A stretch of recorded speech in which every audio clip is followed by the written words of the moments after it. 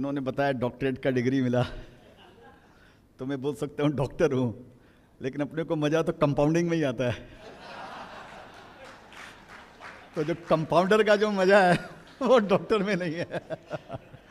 जो शेयर बाजार में वो समझ रहे हैं कंपाउंडिंग, अब कंपाउंडर का मतलब क्या है। नहीं वे तो अभी सबसे पहले मेरे को एक समझ में आता है कि thank you very much ICAI, thank you very much all the dignitaries, और थैंक यू जीतू भाई मेरे को यहाँ पर खड़ा करने के लिए यहाँ पर। तो जनरली मैं कई जगह ICAI के प्रोग्राम में जाता हूँ, एक दो जगह जिन्होंने बुलाया था गलती से बुला लेते हैं, तो मेरे को एक बात खाली ध्यान में आती है वहाँ पे कि क्या खाएं, क्या पिएं, क्या हंसे, क्या रोएं, इतने सारे CA एक अकेला BA।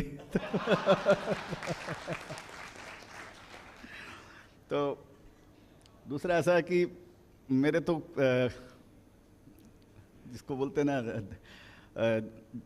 दिल में और सारे सेंसेस में शेयर बाजारी बसा हुआ है। तो एक डॉक्टर के पास में गया तो बोला भाई तेरे को ब्लड ग्रुप मालूम है क्या तेरा? बोला हाँ मालूम है। बोला क्या? बोला S। मैं बोला कि ग्रुप S? बोला ये तो कभी ग्रुप S तो कभी सुना नहीं। बोला सर आप एक बार शेयर बाजार में घुस जाओ, आपको मालूम पड़ जाएगा, आपका भी चेंज हो जाएगा। तो ग्रुप S मीन्स शेयर्स या स्टॉक्स। और आदत इतनी ख़राब हो गई है शेयर्स के बारे में कि जैसे कभी रात को वाइफ पूछती भी है कि कितना बजा है, तो बोलते हूँ 2:15। तो 2:15 माने क्या? अपनी आदत है वो फड़ बोल लेंगे ना कि भाव क्या है, अपना 450 पौने 500, तो ऐसे ही निकलता है। तो एक बार लड़के ने फ़ोन किया, सर ऑफिस में बैठा था, बोला पापा मम्मी गिर गई। तो बोला बेच दे बेच दे। तो बाद में बोलता मम्मी गिर गई। बोला अरे अच्छा अच्छा ठीक है छोड़ दो यार मत बोलो। आपके साथ भी ऐसा हुआ क्या मैम? तो चलिए, तो ये बात तो अलग है। अभी आ जाते हैं मुद्दे पे। और जो वीकेंड होता है ना, बड़ा ख़राब चीज़ होता है, सैटरडे संडे। ये टाइम कटता नहीं है। तो मैंने ट्विटर पे गाना डाला था 2 लाइन सैटरडे को कि भाई ये जब सैटरडे होता है तो मेरे को गाना याद आता है, ये दुनिया ये महफिल मेरे काम की नहीं। तो वही हालत जो शेयर बाजार में घुसे उन सब की है।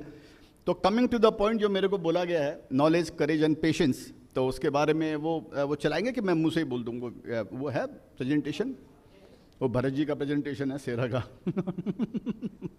है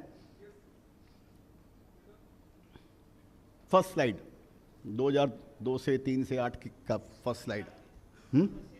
शेरा वाला हाँ शेरा वाला एक ग्राफ है। तब तक मैं बताता हूँ जो मैंने समझा लाइफ के अंदर में, शेयर बाजार में सक्सेस होने के लिए 3 चीज़ की ज़रूरत है, knowledge, courage and patience. Knowledge to identify a good script, कि आपको कौन सी कंपनी में काम करने का है, ये बहुत ज़रूरी है। क्योंकि अदरवाइज़ आप देखेंगे कि विप्रो जैसी कंपनी पिछले 15 साल में कोई रिटर्न नहीं दिया विप्रो ने। और हर शेयर्स के अंदर में ऐसे होता है, जिसको हम ब्लूएस्ट से ब्लू चिप भी समझते हैं, वो भी 10-10 साल तक कोई रिटर्न नहीं देती है। ऐसा भी माहौल आता है उसके अंदर में। तो आपको नॉलेज जो होना चाहिए वो शेयर को आइडेंटिफाई करने का, ये सबसे इंपॉर्टेंट है। और इसके पीछे पूरा बहुत बड़ा बैकग्राउंड है, इतना ईजी नहीं है। ऑफकोर्स जो CA हैं उनके लिए थोड़ा ईजी है, लेकिन उनके लिए उतना डिफ़िकल्ट भी है। अगर वो सोचते हैं उनके लिए ईजी है, तो शेयर बाज़ार उनके लिए बड़ा कठिन हो जाता है, जो ऐसा सोचते हैं कि ये ईजी है, चाहे वो CA हो या MBA हो। तो वो मेरा गाना भी है, CA हो या MBA सबकी यहाँ डूबी नैया, अगर वो गाना आप सुनिएगा कि तो वो गाना है। तो सबसे इम्पोर्टेंट है यहाँ पर नॉलेज, और उसके बाद में है करेज और पेशेंस। तो पेशेंस तो आपको सबको मालूम है कि पेशेंस रखना ही पड़ता है, क्योंकि यहाँ पर मार्केट अब तो 3-3 हज़ार पॉइंट मार्केट गिरने बढ़ने लग गया है। 2-2 हज़ार पॉइंट, 1,000-1,500 पॉइंट तो मामूली बात है। 1,000-1,500 पॉइंट सेंसेक्स, 200-300-400 पॉइंट निफ्टी। तो वो पेशेंस रखना कि मेरे को बेचना है या नहीं बेचना, ये भी बहुत बड़ा तप है यहाँ पे, ये भी बहुत बड़ा विज्ञान है, वो पेशेंस को रखना। लेकिन मेरे को लगता है सबसे ज़्यादा जो इम्पोर्टेंट है वो यहाँ पर है करेज। क्योंकि अगर आपने अगर विजडम से या कोई नॉलेज से कोई भी चीज़ को अगर आपने आइडेंटिफाई किया, और आप में पेशेंस भी है कि आप उसको 10 साल रख सकते हैं, 15 साल रख सकते हैं, लेकिन वो करेज होना कि आपको मालूम पड़े। आपको कई आदमी ऐसे मिलेंगे जो बोलेंगे भाई मैंने MRF लिया था 5,000 के भाव में, या 500 रुपये में मेरे पिताजी ने MRF लिया था, या मैंने इन्फोसिस लिया था, मेरे डैडी ने लिया था, या मेरे भाई ने लिया था, आज ये हो गया 100 गुना हो गया, 500 गुना हो गया। लेकिन क्वांटिटी पूछेंगे तो मालूम पड़ेगा 100 शेयर्स लिया या 50 शेयर्स लिया या 500 शेयर्स लिया। तो क्वांटिटी ऑफ कोर्स वेरी करती है आपकी खुद की वर्थ के हिसाब से। मेरा बोलने का मतलब है जो भी आपकी वर्थ है उसका एक रीजनेबल अमाउंट अगर आप उस शेयर्स के अंदर में नहीं लगाते हैं और अगर वो शेयर्स आपको मल्टीप्लाई होता है तो आपके हाथ में कुछ नहीं आता है।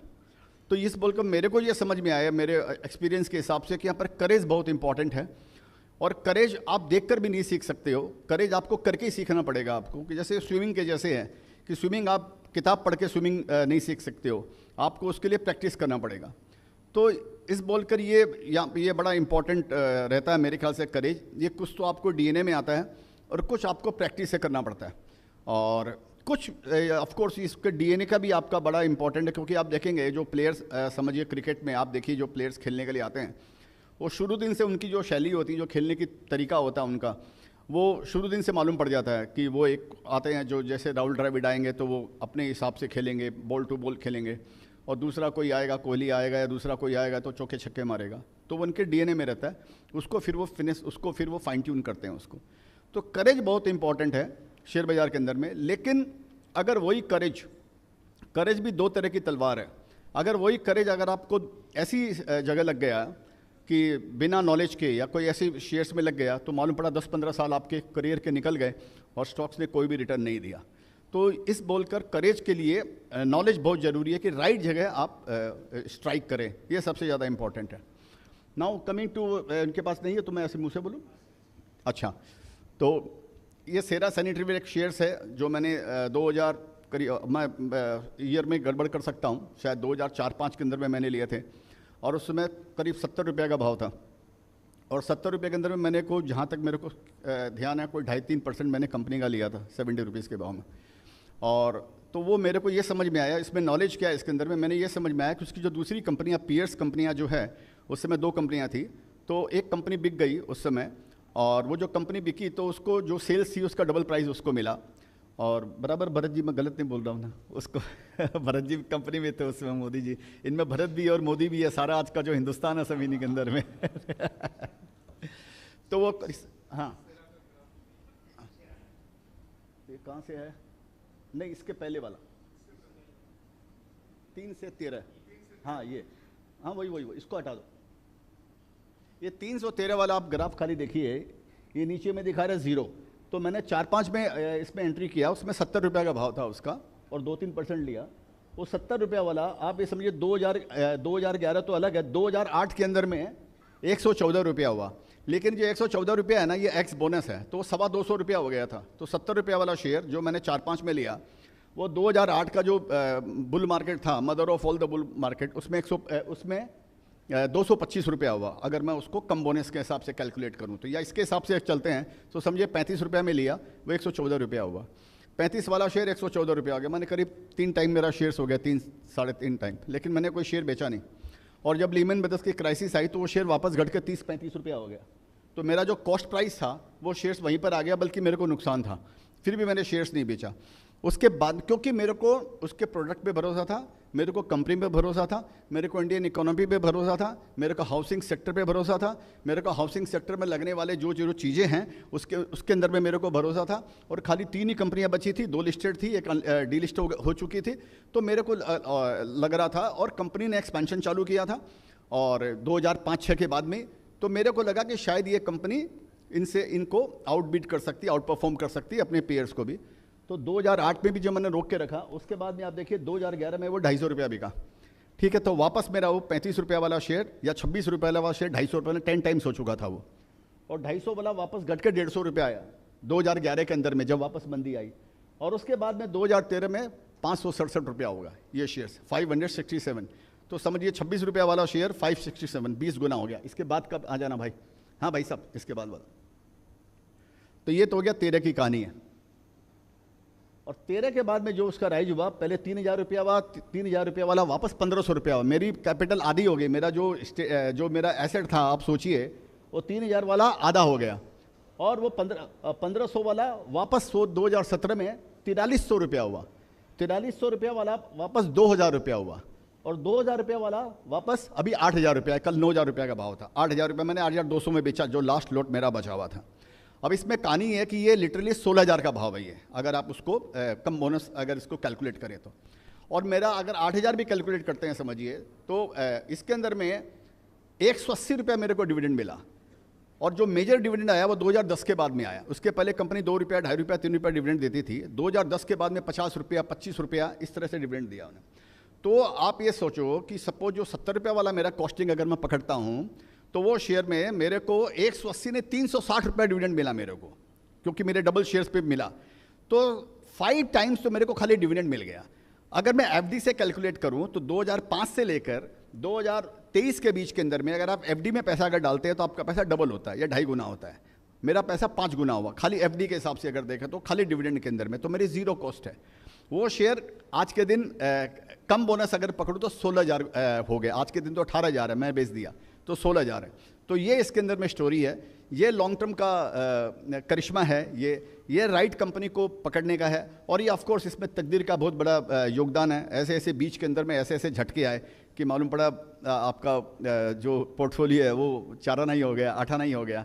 लेकिन फिर भी अगर आपको अगर कॉन्फिडेंस है तो आप उन शेयर्स को रोक के रखते हैं। और करेज ये होना चाहिए कि आपने एक रीजनेबल स्टेक, जो भी मेरा उस समय जो भी मेरा नेटवर्थ होगा उसका एक रीजनेबल स्टेक मैंने ये 2-3 कंपनियों में लगाया। उसमें एक सेरा भी एक था उसके अंदर में, और मैं इसको होल्ड करके रखा। बीच बीच में कुछ शेयर बेचता भी रहा मैं, और उसको मैं अल्टीमेटली 1%, 1.25% शेयर से जो मैंने होल्ड किया, जो मैंने 8,200 में बेचा या 16,400 में बेचा।